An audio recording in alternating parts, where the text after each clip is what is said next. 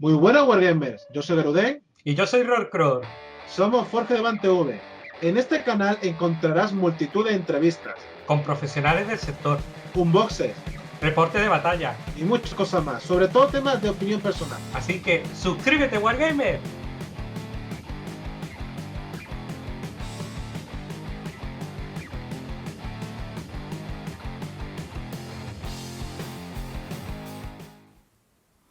Muy buenas, Wargamers, este es un vídeo muy especial. Sé que esta frase hay veces que la digo mucho, pero este caso lo es, especialmente, valga la redundancia, y la pero grullada. Estamos con Antonio Luis Gómez Beltrán, que es un amigo nuestro de la Asociación de Miniaturas de Fuengirola, que se dedican a hacer clases didácticas, eventos sobre modelismo y todo lo que es en nuestro hobby que tanto nos apasiona. Y en este caso nos presenta su libro que ha escrito recientemente, que va sobre la Armada Invencible y su leyenda negra, ¿no, Antonio? Pues sí, tú bien dices, la Armada Invencible y su leyenda negra se ha publicado recientemente para Navidades de este año, del 2013 que ha pasado, y un libro que compendia pues, bastantes años de trabajo con un contenido. El contenido es intentar desmontar todas estas leyendas que se han fraguado durante 425 años sobre la ineptitud española. Propaganda, como estamos diciendo, ¿no? Propaganda negra, ¿no? La leyenda negra, pues propaganda negra. Propaganda precisamente que generaron todos aquellos enemigos de España que en el siglo XVI, que fue fomentada por los judíos, fue fomentada por los franceses, por los ingleses, generaron una serie de leyendas que aún hoy en día muchas no la estamos todavía creyendo, ¿no? Y parte de esa leyenda, que fue la propaganda, y propaganda por escrita, y escrita por intelectuales de la época que estaban pagados por los enemigos de España en aquellos momentos, pues generaron esta que es singular sobre la Armada Invencible, que es un nombre que quiero decir que no se lo pusieron los españoles, sino que el Lord Burghley, el Lord Tesorero de la reina Isabel, fue quien le denominó Invencible. Aquí solamente se llamó la Armada. Es curioso lo que me estás comentando, que digamos, en aquellos días de la propaganda negra, que hemos hecho un poquito de broma con ello, pero en aquella época para nada era de broma, porque hizo mucho daño al imperio. Es curioso como incluso esa propaganda, hemos hecho ese nombre, por llamarlo de alguna manera, aún hoy en día sigue, porque en los muchos libros de texto se siguen diciendo ciertas cosas, e incluso en el mundo del celuloide, no sé si hace 3 o 4 años como mucho, hubo una película sobre una de las batallas que a los españoles los ponían de, no sé si decir la palabra tontos, pero por lo menos de ineptos para arriba, ¿no? O para abajo, según se mire. Pues lamentablemente es cierto, esa leyenda ha hecho mucho daño al concepto hispano y lo sigue haciendo, porque la leyenda, parte de esa leyenda sigue siendo viva, está siendo viva. ¿Por qué? Porque no había una contrapropaganda, en su momento no hubo una contrapropaganda.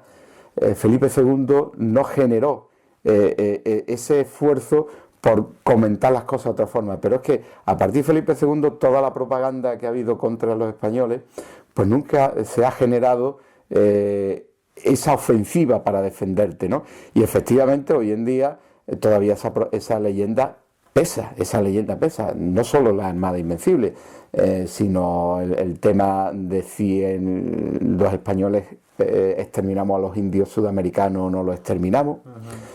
Cosa curiosa, ¿no? Porque si no tú ves muchas caras de presidentes en Sudamérica y tú dices, oye, es nativo puro, ¿no? Es difícil que a lo mejor en Inglaterra, difícil que en Estados Unidos un indio cherokee llegue a ser presidente de los Estados Unidos. Eso es un el concepto que yo, como descendientes de canarios, siempre me ha mosqueado bastante, porque cierto es que los españoles, por así decirlo, no eran los santos que Por supuesto. tal, porque en tiempos de conquista había una forma de actuar que no es que fuesen malvados, es que había ciertas maneras de hacer las cosas en aquel tiempo. Pero cierto es que siempre el pueblo español, en ese sentido, cuando conquistaba un pueblo o una zona geográfica, tendía de alguna u otra manera a mezclarse. Correcto.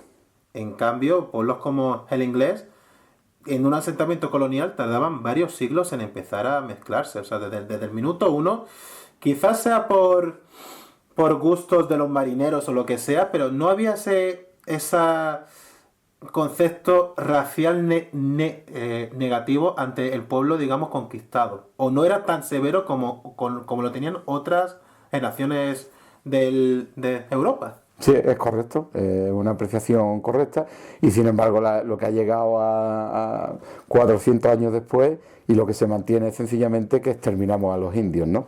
Y sobre eso pues muchas más leyendas, ¿no? Entonces, como tú decías, sigue empezando la leyenda.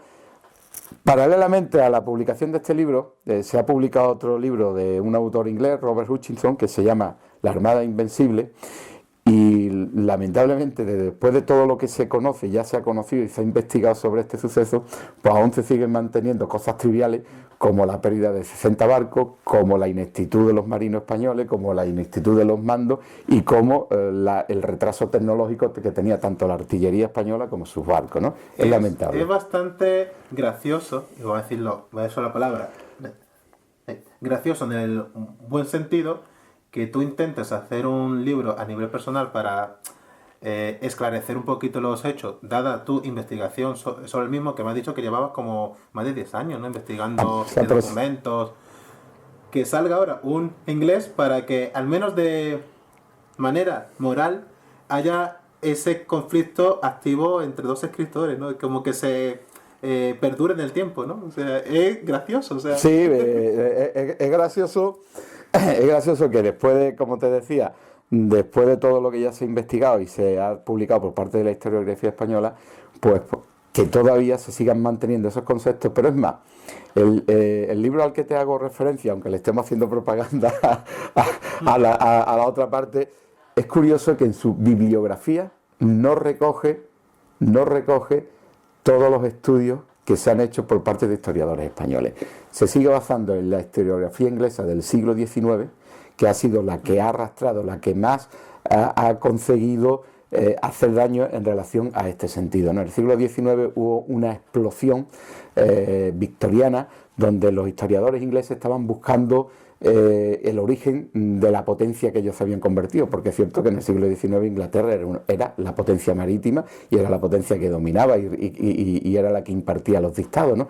Entonces, todos estos historiadores ingleses buscan y fíjate tú cómo llegan buscando, pasando las páginas de la historia hacia atrás, que ponen su vista en el verano de 1588, en agosto de 1588, que es cuando suceden los sucesos de la Armada Española. Entonces ellos dicen, a partir de este momento nos hicimos los amos del mar, a partir de este momento nos hicimos los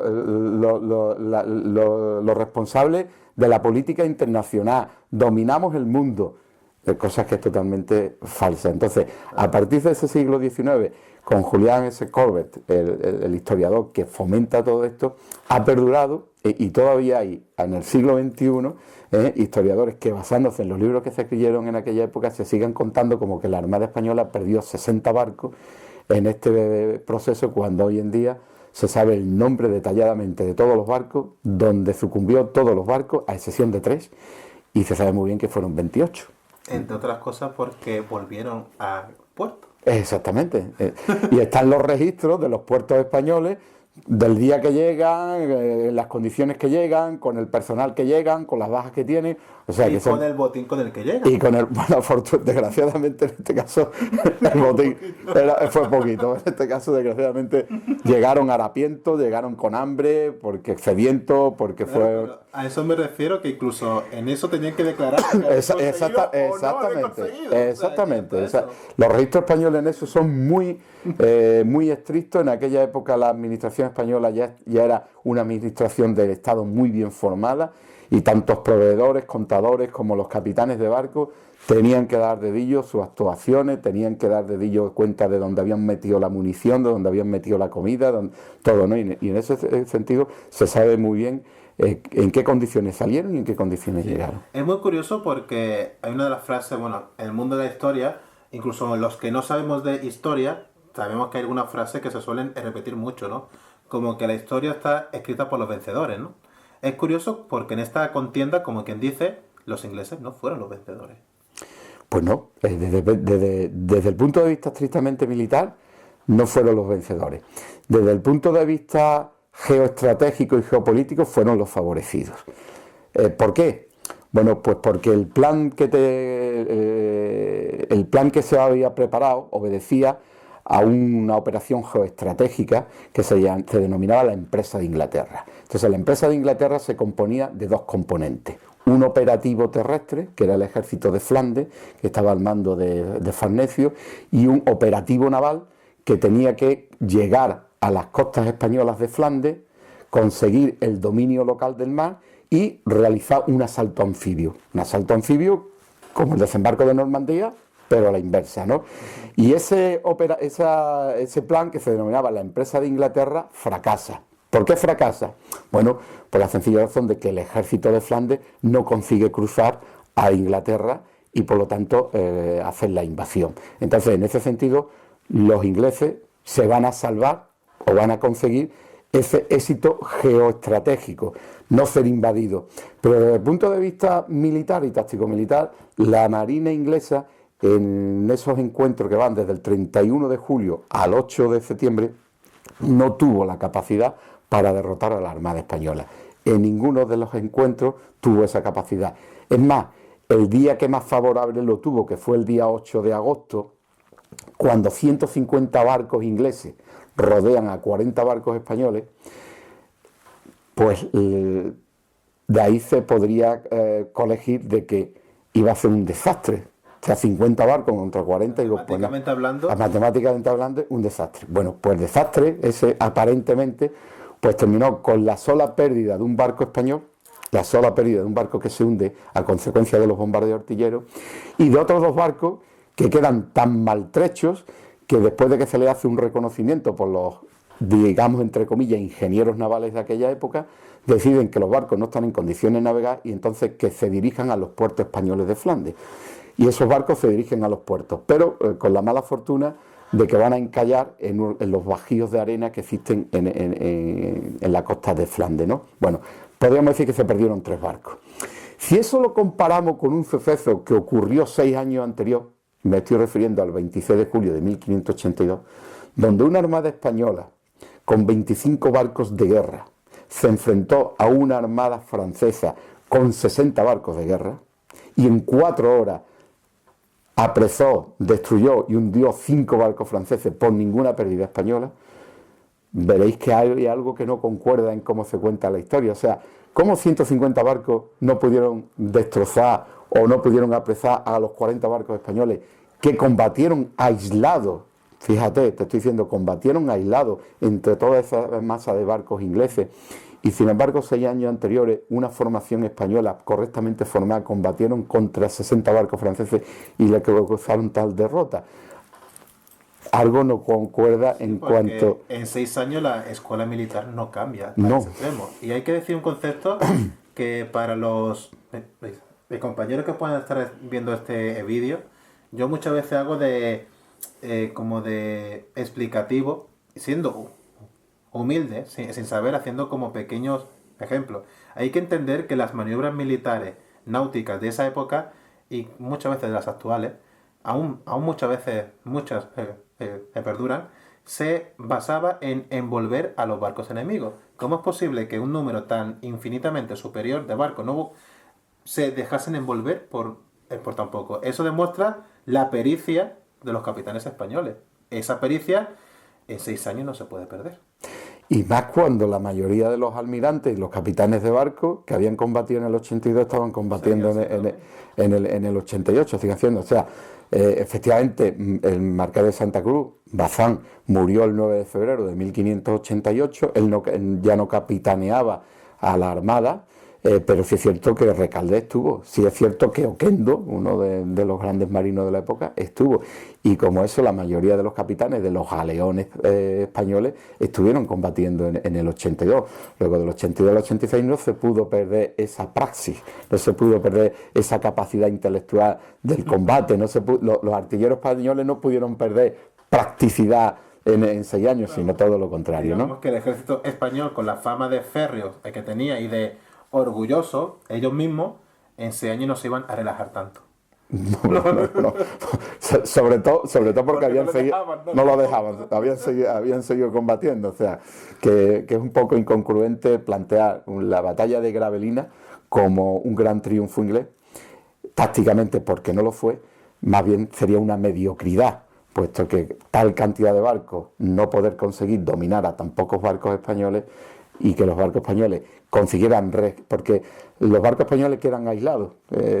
Si quiere, abundamos un poco más en Gravelines, pero en Gravelines es muy curioso. Es un combate que empieza entre las 6 y las 8 de la mañana y ese combate solamente la vanguardia española eran 5 barcos.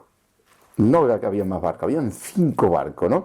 Y a esa masa de 5 barcos hay más de 100 barcos que se le acercan atacándole, ¿no? Entonces, sobre las 10 de la mañana, la Armada Española había llegado a tener un número de 16 barcos. Y a partir de las 12 es cuando la Armada Española llega a tener los 40 barcos reunidos. O sea, que fue todavía más desproporcionada. Cuando comienza el combate, la proporción entre barcos españoles e ingleses era de 10-1. De hecho, hay muchos relatos, como por ejemplo el relato del galeón San Felipe, que estuvo toda la mañana combatiendo con 14 barcos, el galeón solo, rodeado de 14 barcos ingleses, ¿no? O el de San Marcos, que le ocurrió lo mismo, o el de María Juan, que estuvo con 10, o la Capitana Real, el San Martín, el buque insignia de la Armada, en aquel momento estuvo desde las 8 de la mañana hasta la 1 de la tarde combatiendo con 21 barcos ingleses él solo. Pero ese concepto de barcos aislados demuestra una gran ineptitud por parte de los ingleses, o de, mejor dicho, de falta de entendimiento, digamos, de tácticas de unión entre ellos, de estar colaborando en pos de un mismo plan. Porque quiero decir, las tácticas navales se queda un barco aislado y llega un momento en que o se destruye o se tienen que rendir, porque el concepto, tal como yo me lo estoy imaginando, es un único barco y tú con los demás tranquilamente hasta que se ha destruido lo abordemos o simplemente el capitán español diga: mira, aquí no podemos hacer nada, mejor vamos a rendir la nave, vamos a salvar lo que podamos y otro día será. ¿Cómo es posible tal ineptitud por parte de los ingleses? Pues mira, eso tiene una explicación. Eso tiene la explicación en que los ingleses y la historiografía inglesa en ese sentido se hacen eco y lo presentan como un gran avance. Se hicieron cargo de que había que evolucionar la táctica, había que dejar el abordaje, porque el abordaje ya no se había quedado anticuado, y se dedicaron sencillamente a utilizar artillería y a bombardear los barcos españoles desde lejos con esa artillería. ¿Qué es lo que no cuadra? Pues lo que no cuadra es que el desarrollo tecnológico de la artillería de aquella época no tenía la capacidad para destruir ni hacer el daño suficiente a los barcos en aquella época. Simplemente porque, como hemos visto en uno de los muchos gráficos que posee tu, para mí, gran libro, hay unos gráficos que seguramente podemos poner ahí en pantalla, que me ha dejado alucinado, porque se ve el contorno del cañón y lo que vería un artillero, con gráficos y números de la capacidad, del porcentaje de acierto según la longitud del disparo. Pues sí, es o la cierto. distancia en el objetivo, mejor dicho. Sí, es cierto. En aquella época ya el cañón forjado ya apenas si se utilizaba y se había cambiado por la tecnología de hacer los fundidos, ¿no? Normalmente los cañones eran de bronce y no de hierro, porque el bronce daba mucha más seguridad. Bueno, pues para que veáis la simpleza del concepto de la artillería de aquella época, era ese tubo cónico con su hueco, que era el ánima, donde tú echabas la pólvora y la bala. Bien, pues para que la bala entrara y saliese, la bala tenía que ser más chica que el cañón. De hecho, si un cañón tenía un diámetro de boca de 10 centímetros, la bala tenía que ser de 9 centímetros. Entonces la bala entraba y salía con holgura. ¿Qué ocurría? Que a la hora de dispararse esa bala tenía ya una desviación. Claro. Salía y se desviaba una serie de grados. Se desviaba a la derecha, a la izquierda, hacia arriba y hacia abajo. Tiende a girar dentro del cañón y a lo mejor vas para allá, o sea, no está muy... Justo en el momento de salir puede coger cualquier ángulo de salida. Entonces, estudiando esa situación, se elabora en el libro unas tablas donde se verifica la dispersión que todos esos cañones tenían en esa época, ¿no? Y aunque un cañón tipo culebrina tenía un alcance aproximadamente en elevación de 45 grados, podía llegar hasta los 5.000 metros, pero darle 5.000 metros a un barco, eso era imposible. Era hasta difícil darle a un castillo. O sea, tal como yo estoy entendiendo, que más que la pericia del posible artillero en apuntar, la capacidad de éxito venía por el momento justo en que el oficial diera la orden de disparar, ¿no? Correcto. Precisamente no había forma de apuntar los cañones en aquella época, ni en el siglo XVII, ni en el siglo XVIII. O sea, la artillería se había ya conformado en una banda del barco, donde por las troneras salían las bocas de los cañones, y entonces, para disparar, el condestable, que era el jefe de la artillería, que iba al lado del piloto en el puente de mando, ¿qué es lo que hacían? Se confabulaban entre los dos para que en el momento en que el piloto ponía paralelo un barco con respecto al otro, se daba el orden de disparar a la artillería, porque entonces la artillería ni por alcance ni por precisión daba. ¿Y qué es lo que conseguía? ¿Y qué es lo que había que pretender? Que los barcos estuviesen muy próximos. ¿Por qué? Aguantar. Porque si disparas primero y lo haces pronto, te comes la andanada del enemigo. Exactamente. Porque a lo mejor la mitad de tu andanada va fuera del agua. Digamos, el temple de toda la tripulación, y que sobre todo los artilleros confiasen en sus oficiales. Exactamente. Porque digamos que el nerviosismo de ver un galeón español de la época, a los ingleses tenía que marcarle mucho respeto. O sea que tanto por una parte como por otra era muy improbable la supuesta aniquilación, tal como nos venden incluso el propio cine, de la Armada Española. Muy, muy improbable por la doctrina naval que ellos usaban, que prácticamente era ninguna, por la táctica naval.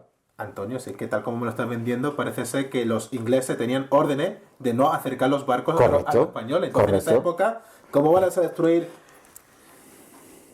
Es que me estoy riendo mucho porque estoy disfrutando mucho de la charla con Antonio, porque el concepto de decir, o sea, los galeones son unos barcos técnicamente, tal como explicas tú ahí en tu libro, con muchas ilustraciones del porqué de las cosas, que eso me ha encantado, es lo que me ha impresionado de tu libro. ¿Cómo puede ser que en esa época un tipo de barco de los más resistentes, los ingleses hiciesen tácticas antinaturales para el tipo de combate de que estamos hablando? ¿Cómo pretendían destruir más barcos con tácticas que literalmente hacen menos daño o incluso ningún daño? Pues porque había, aparte de que hemos comentado de la artillería, había otra deficiencia por parte de la marina inglesa. La marina inglesa en aquella época era una marina de concepción costera, era una de barcos pequeños.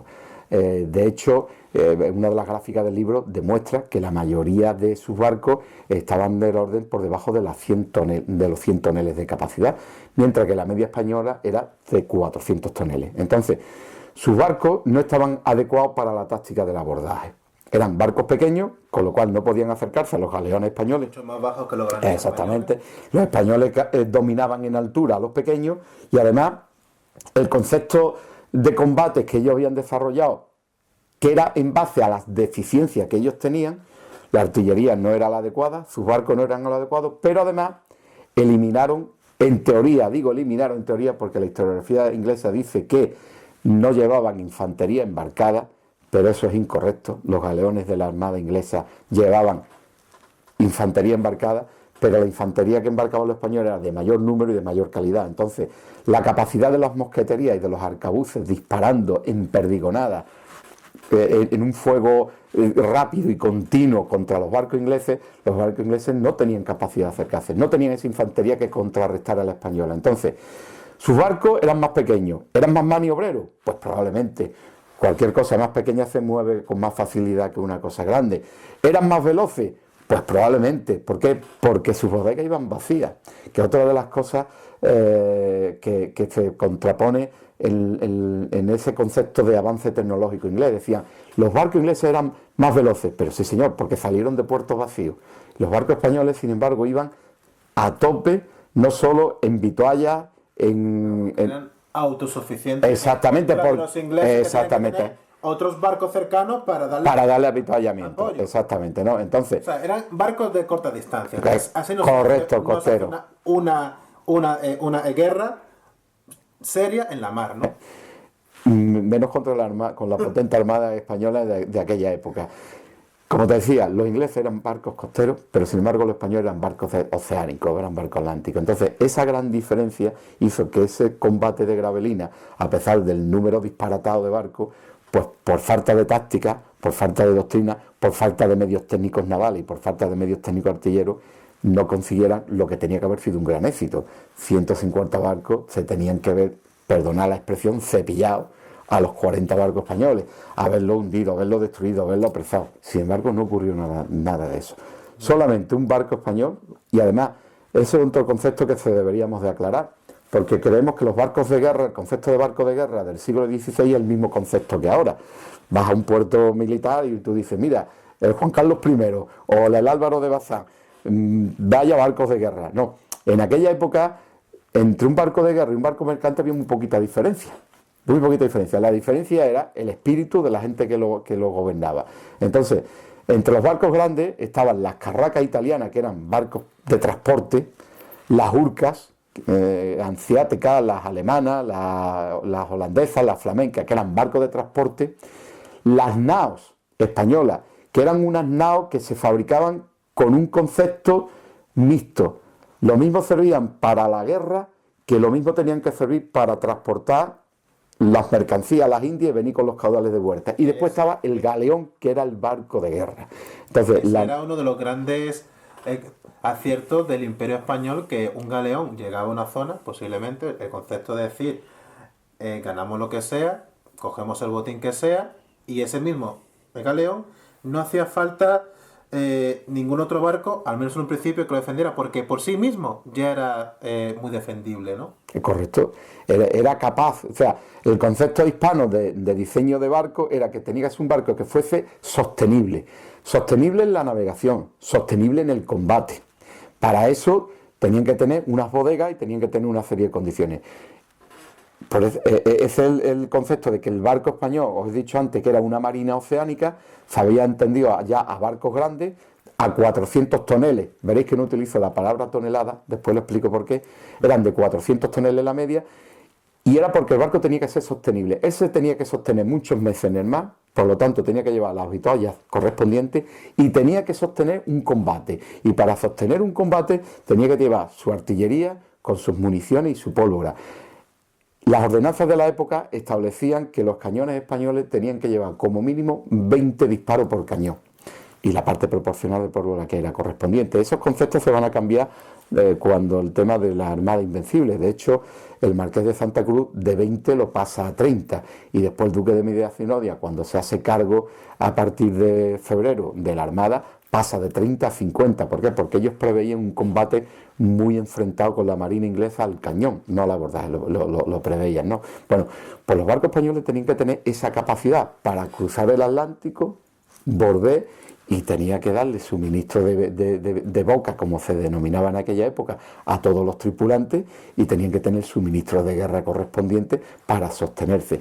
Los barcos ingleses pequeños, pues precisamente no tenían esa capacidad.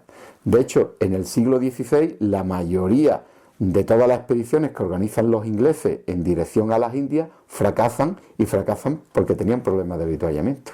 La mayoría de las expediciones inglesas fracasaban porque sus barcos no estaban adecuados tecnológicamente para actuar en el océano por falta de ese sostenimiento. Bueno, pues esas mismas faltas fueron las que se echaron en el combate de Gravelina, pero no solo en el combate de Gravelina, sino en las primeras escaramuzas que van desde el 31 de julio hasta el 8 de agosto, que es cuando este combate, le ocurrieron otro tanto de lo mismo. De hecho, salen de la flota inglesa, otra de las cosas que hay que tener en cuenta es que la flota inglesa se encuentra en el puerto de Plymouth y es sorprendida por la Armada Española encerrada dentro del puerto, ¿no?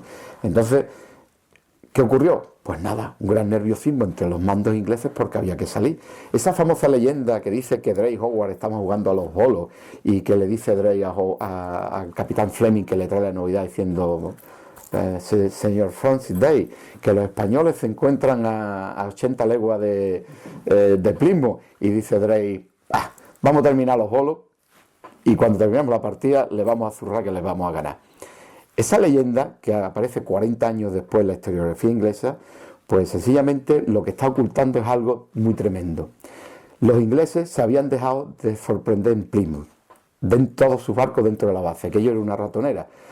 Si la Armada Española hubiese atacado Plymouth, pues probablemente hubiesen hundido todos los barcos, hubiesen apresado toda la flota inglesa. Entonces, el gran nerviosismo venía, ¿por qué? Pues porque cuando llega la noticia está subiendo la pleamar. Entonces, es imposible que los barcos ingleses salgan a combatir. Están encerrados dentro de su puerto y tienen que esperar a la noche a que empiece a bajar, a las 10 de la noche, a que empiece a bajar la marea, para que a base de muchas barcas remando empiezan a sacar los barcos. O sea, aquello tuvo que ser un nerviosismo del mando de Howard, de Drake, terrible, de los capitanes. Sabía que estaban encerrados en una ratonera y que si la Armada entraba allí le podía hacer bastante daño. Entonces, la historiografía inglesa lo cambia con ese sátira de decir, bueno, estamos jugando a los bolos, vamos a seguir jugando a los bolos, sí, que tendremos tiempo de salir para derrotar a los españoles. Una de las muestras milenarias del famoso y conocido humor inglés. Muchas veces no es muy entendible por lo que no somos de allí, ¿no? Sí, pero no es entendible, pero sí conceptualmente lo podemos averiguar o le podemos dar. Que beben mucho de la ironía, pero muchas veces en contra de sí mismo. En contra de sí mismo. Y a lo mejor cuando nos lo explican pensamos que es una, como diríamos ahora, y coloquialmente, una vacilada, ¿no? Vacilada, no, porque bueno, esto fue todo lo contrario. Aquello tuvo que ser un momento tremendo para la marina inglesa y para los mandos ingleses saber que estaban en una ratonera y que no podían salir, ¿no? ¿Y cómo es que la Armada Española, sabiendo eso, no sé si lo sabían, ahora me lo podrás explicar, no entran ahí y lo... Pues mira, eso hay una polémica entre la historiografía sobre por qué la Armada Española no entró a combatir a los ingleses allí. Pero eso tiene una lógica aplastante dentro de la teoría militar. Es aplastante. En primer lugar, ¿cuál era la operación militar que se llevaba a cabo? Era un desembarco anfibio del ejército de Flandes hacia las costas de Kent, Cabo Margate, Las Tunas, allá donde había que desembarcar. La Armada Española lo que hacía era llevar un apoyo en artillería y de infantería, que era la que tenía que generar la cabeza de playa, para que después la Armada que estaba en Flandes pudiera cruzar y llegar a hacer el desembarco. El objetivo era desembarcar en Inglaterra y apoderarse de la corona de Inglaterra. El objetivo no era destruir a la Armada inglesa. Si los españoles, la Armada Española, que hubo un consejo de guerra y donde todos los capitanes generales estuvieron dilucidando si atacar o no atacar, tenían una orden muy concreta, era llegar al paso de Calais, no combatir con la Armada inglesa. Las instrucciones las tenían claras, no hay que combatir con la Armada inglesa, hay que llegar al paso de Calais y desembarcar, y solo cuando se desembarque es cuando se tiene que combatir a la Armada inglesa. Si el duque hubiese desobedecido las órdenes del rey, si el duque hubiese atacado Plymouth, y atacar Plymouth supone que se hubiese a lo menos destruido a la marina inglesa, pero algún precio había que pagar, había que perder barcos y hombres. Si por la pérdida de esos barcos y esos hombres el ejército de Flandes no hubiese cruzado, hubiésemos fracasado en la misma situación, la operación hubiese fracasado. ¿Qué se hubiese ganado? Pues probablemente a lo menos se hubiese ganado. Porque otra de las condiciones que muchas veces la historiografía dice, la Marina Española podía haber entrado por la bocana de Plymouth. Eso no es real. Había un estudio de inteligencia española del año 1583 donde se daban todos los datos de todos los puertos ingleses. A Plymouth solo se podía entrar de una forma, un barco uno detrás de otro. Plymouth estaba defendido por una serie de castillos. ¿Tú te imaginas la Armada Española entrando un barco detrás de otro y el desastre que hubiese sido? Tira al plato. Además, quizás también, ahora que estoy comentando, tenemos que pensar que, quieras que no, el rey español tenía cierto interés en Inglaterra. Quizás una, por decirlo de alguna manera, una victoria tan humillante hubiese eh, derivado en que no hubiera un tratado o que el mismo tratado de final de la guerra hubiese dado más concesiones por aquellas pérdidas, ¿no? Podría verse así también, ¿no? Sí, bueno, de hecho, ¿Cómo se dice? Cosas, o sea, medidas compensatorias, ¿no?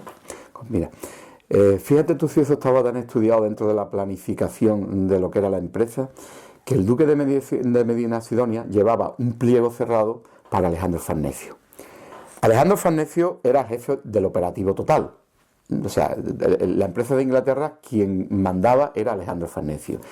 Y el rey Felipe II le mandaba una carta secreta, unos pliegos de condiciones de cómo había que tratar la rendición de Inglaterra. Y le decía, mira, en palabras de hoy, por no utilizar el lenguaje de aquella época. Como vayas para allá, más o menos, vamos a ver lo que valía. Le decía, como con seguridad no vamos a tener un triunfo aplastante, pues entonces vamos a negociar. ¿Qué es lo que vamos a negociar? Mira, a mí lo que me interesa es que el ejército inglés se retire de Flandes. A mí me interesa que dejen la piratería.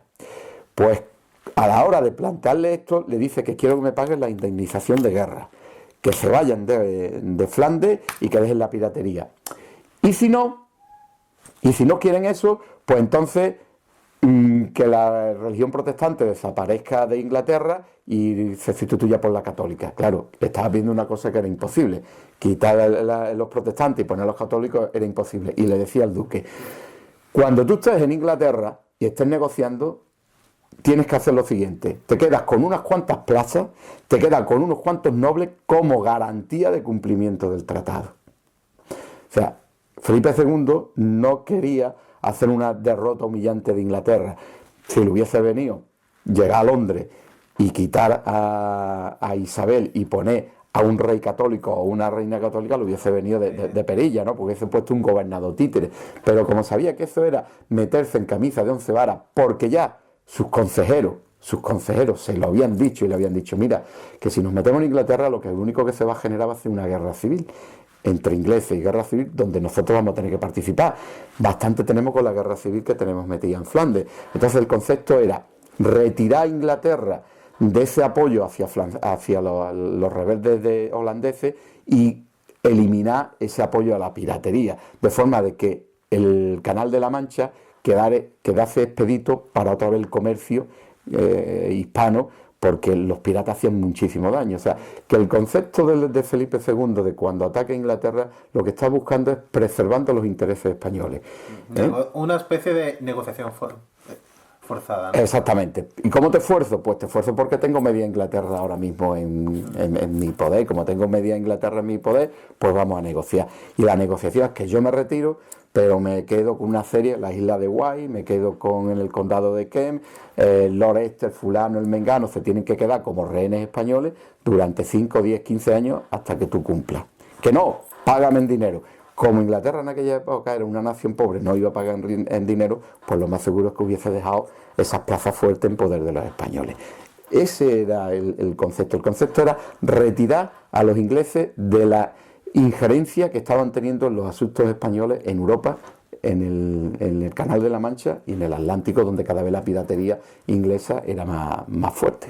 Tenemos que pensar en un asunto que la guerra es mercadería, o sea, la guerra es comercio del principio de los tiempos. Y esto era que es que el concepto de victoria aplastante, como se suele decir, quizás hubiese dejado al país tan mermado que no daría beneficios. Y aquí España lo que siempre buscaba en aquella época, y por eso llegó a ser tan grande, era beneficios. Y una victoria contra Inglaterra que seguramente no le hubiese venido muy bien. En los conceptos de una victoria aplastante no tenía ningún sentido, porque era una nación pobre donde tú no ibas a sacar nada. Claro, porque imaginaos, compañero, desde mi punto de vista, si tú conquistas un lugar y tienes que gastar mucho dinero en reponer la flota que tú has destruido previamente, menudo en negocio, ¿no? Pues sí, tú lo has dicho, menudo negocio si encima tengo que reconstruirlo todo. Pues efectivamente la situación era más una situación de defender los intereses españoles porque la economía fuerte en aquel momento era los Países Bajos. Los Países Bajos eran corona española. Había una guerra de sublevación por parte de los Países Bajos, la parte del norte. Sin embargo, la parte del sur permanecía fiel a la corona española.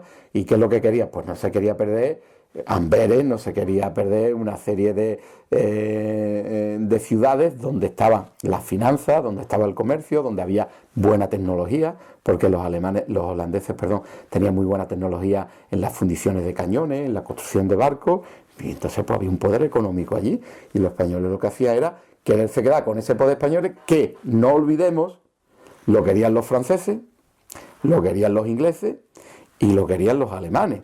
O sea, si tanta gente querían a los holandeses, ¿por qué los españoles también lo querían? Pues por la misma situación, porque en aquel momento era un poder económico y tecnológico.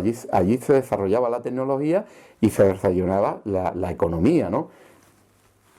Es curioso como la frase, seguramente no lo voy a decir exactamente como es, que para entender el futuro hay que recordar el pasado. Actualmente sabemos toda la polémica o las discrepancias que hay con los flamencos en esa zona, con los partidos políticos. Es curioso que estamos relatando hechos de hace, como quien dice, 400 años, que moralmente más de uno sigue vigente. De hecho, en Bélgica, la zona norte se quiere independizar de la zona sur, ¿no? O sea, que fíjate tú, ¿por qué? Porque los nortes están desarrollados más económicamente que las provincias del sur. Y eso es el mismo concepto que ocurría hace 425 años. Solo que hace 400 años estaban por ahí los tercios viejos, pero bueno, ahora parece ser que la situación está un poco más controlada, pero sigue el conflicto. Exactamente, sigue el conflicto, aunque ya es social sencillamente y más apaciguado, ¿no? Bueno, Antonio, ya vemos que este tema es muy apasionante y podemos estar hablando horas. O sea, yo mismo reconozco saber muy poco y quiero saber más porque que me gusta mucho lo que me estás contando. Pero ahora vamos a ir al tema físico, al formato físico, que en este caso es el libro. ¿Qué es lo que nos ofreces en este libro, en esta obra ilustrada? Porque está ilustrada con muchos gráficos, ¿no? Que es lo que me parece muy interesante. Bueno, pues mira, lo que este libro ofrece de distinto con respecto a lo que es un libro clásico de historia es sencillamente que no es un libro de historia, valga la redundancia, porque es un libro historiocientífico, historia y ciencia. La historia ya está contada y se ha contado a través de muchos autores, tanto ingleses como españoles, más ingleses que españoles. Bueno, pues este libro lo que trata es de demostrar que todas las tesis que han desarrollado la historiografía inglesa tienen cierto punto de error y de equivocación y que las cosas no son como nos lo han contado hasta ahora. De hecho, el libro se divide en 5 partes.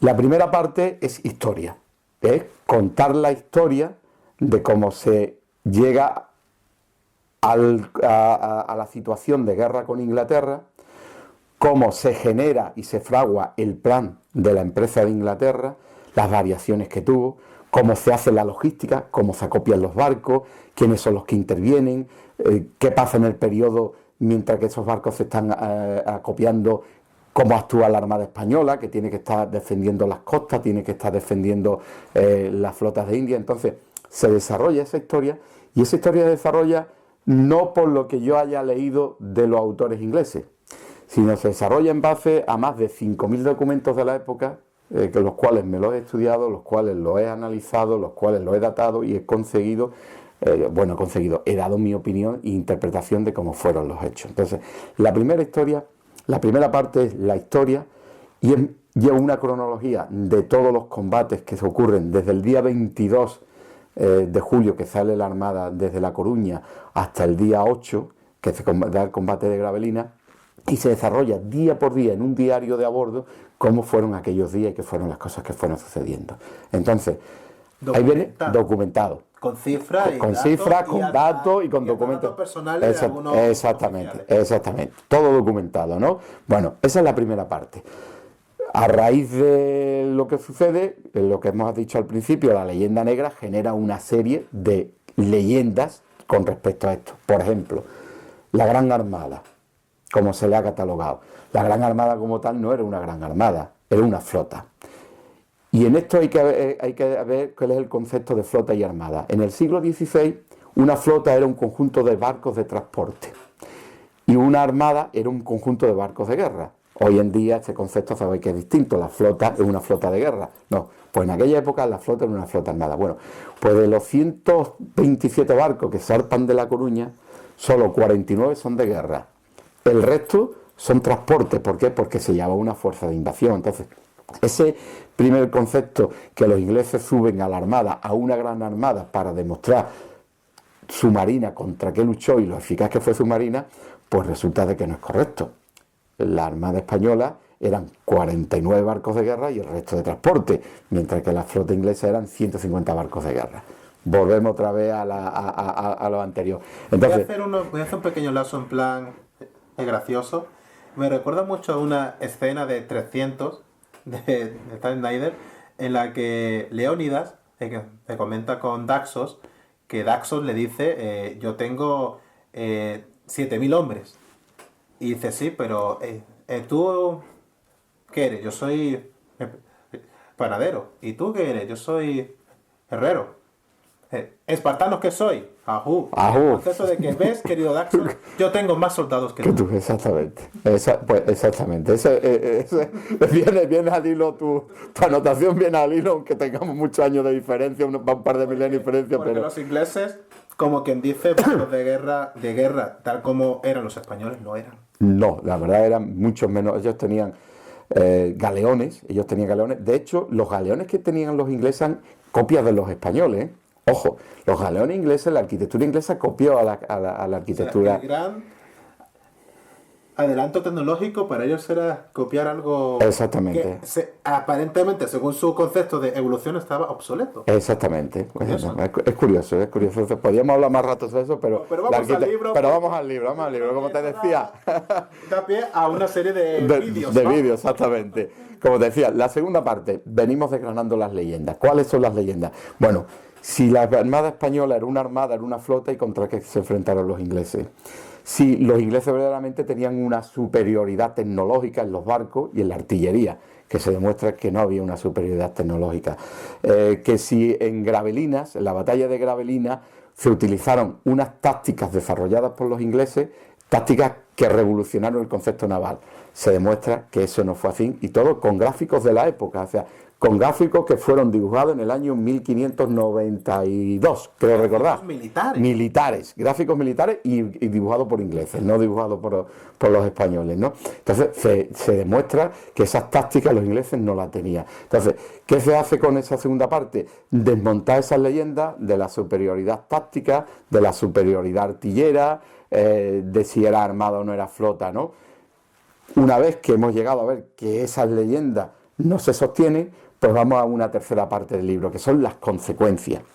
¿Qué consecuencias tuvo esta derrota, entre comillas? Bueno, pues según la historiografía inglesa, perdimos el poder naval, perdimos el cetro de la potencia mundial, y a partir de ahí entramos en una gran decadencia, ¿no? Bueno, pues esas consecuencias, a través de la tercera parte, queda muy bien clara y desvinculada. ¿Por qué? Porque la guerra, el suceso de la Gran Armada sencillamente es una campaña, un episodio dentro de una guerra que comienza en 1585 y termina en 1603, firmándose el Tratado de Paz el 28 de agosto de 1604. Dejando a los ingleses firmando como perdedores. Correcto, el Tratado de Paz, a excepción de que no se muda a la cabeza de Inglaterra, todo lo que la la operación de Inglaterra quería conseguir, se consigue, que era que se retiraran los ejércitos de Flandes, que no se subvencionara a los reverdes holandeses y que no se dieran cartas de piratería y que, fundamental, que los barcos ingleses no podían ir a comerciar a las Indias españolas.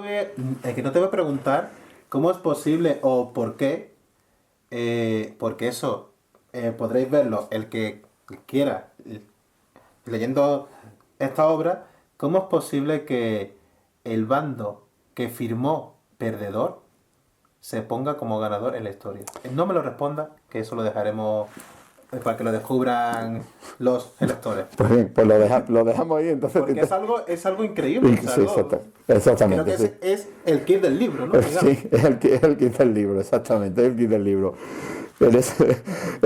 Tienes tu razón en ese sentido, ¿no? Bueno, pues como te decía, para no desvelar eso y que cada uno se lo lea, pues vamos a seguir hablando de lo que es la cuarta parte del libro, ¿no?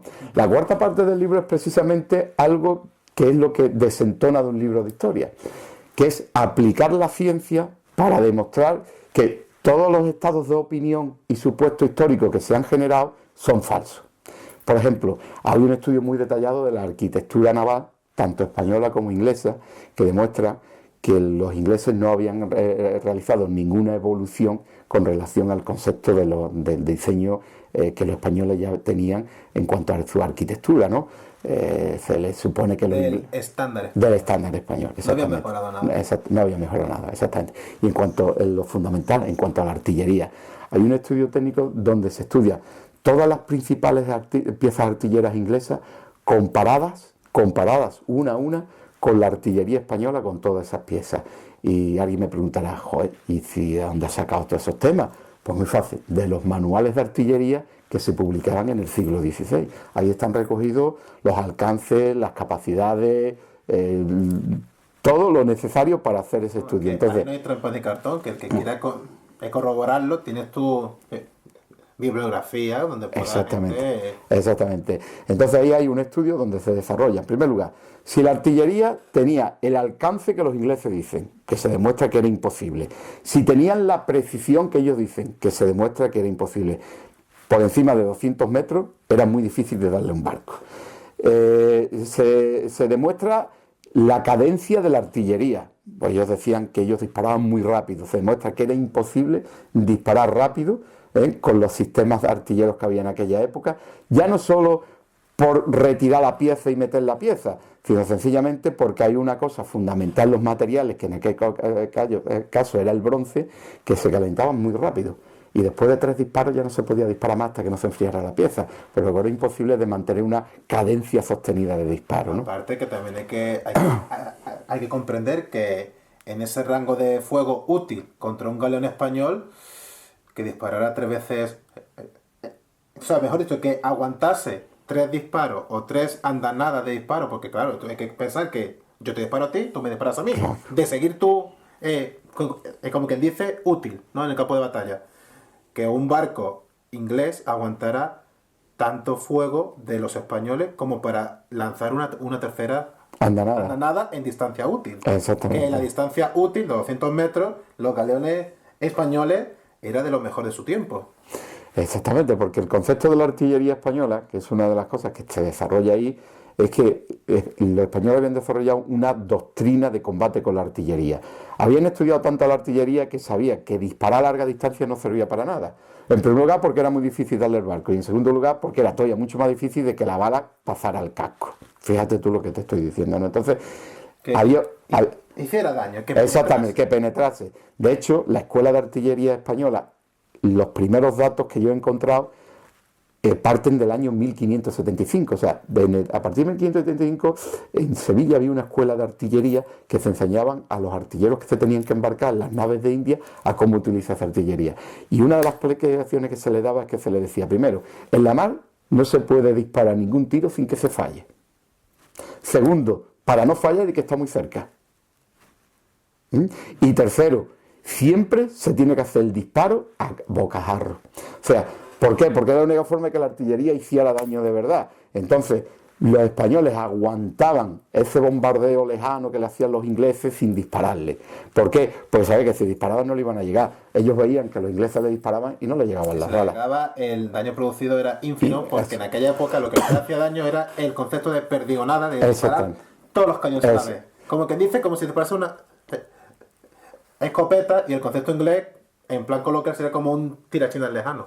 Precisamente, ya que tú lo has dicho, la parte que habla de artillería, el título es Tirando con el tirachino. O sea, que con eso lo podemos resumir todo. O sea, la artillería de aquella época no estaba desarrollada ni tecnológicamente ni en procedimiento para conseguir hundir un barco de aquella época. Era imposible. Y más Y contra eso, los españoles, que eran los más duros del lugar. y más contra los galeones españoles, que eran los mejores barcos que se fabricaban en aquella época. Y además tienes una quinta parte del libro. Exactamente. Hay una quinta parte del libro que ya son tablas de recopilación de datos de cada barco, la situación que tenía en cada momento, el número de cañones que tenía, el número de soldados, de marineros, las capacidades artilleras que tenía. O sea, una documentación Exactamente. A otra parte que recoge el destino de cada barco, porque yo he dicho que los españoles no perdieron 60 barcos.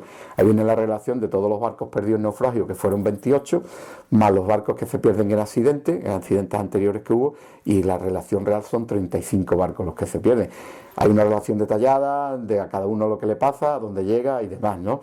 Y cantidad de datos, ¿eh? Porque hay unas tablas muy, muy buenas que son una comparativa de la capacidad militar que tenía los galeones ingleses con su homónimo español, barco a barco. O sea, por ejemplo, el Arroya, su poder destructivo. exactamente, el Arroya contra el San Martín español.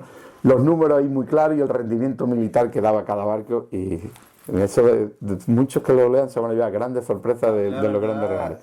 Independientemente de la gran charla que me he pegado contigo, o que nos hemos Es que no hemos pegado. totalmente, podéis ver que este tema es apasionante.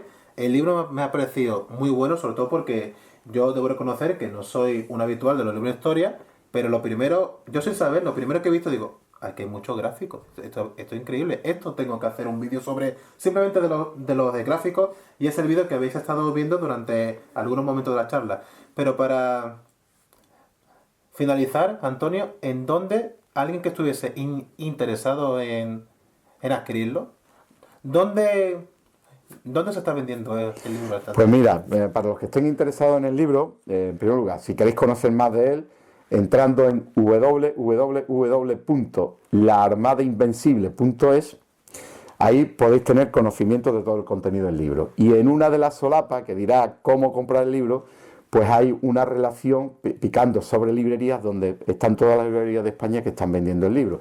Y si en tu ciudad, en tu pueblo, no existe una librería, pues a través de esa página... En tu país, que ojalá, allende los mares, donde sea, alguien que no esté viendo y que le interese el tema, ¿dónde podría ser?